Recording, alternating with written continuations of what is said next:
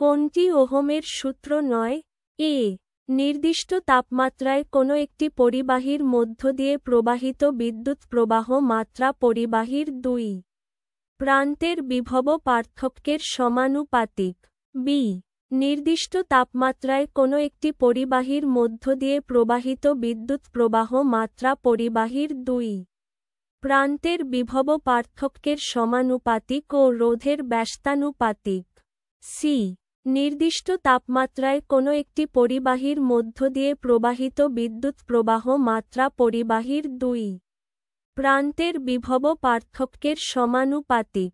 D. তাপমাত্রা প্রস্থচ্ছেদ ও উপাদান এক থাকলে কোন একটি পরিবাহীর রোধ উহার দৈর্ঘ্যের সমানুপাতিক?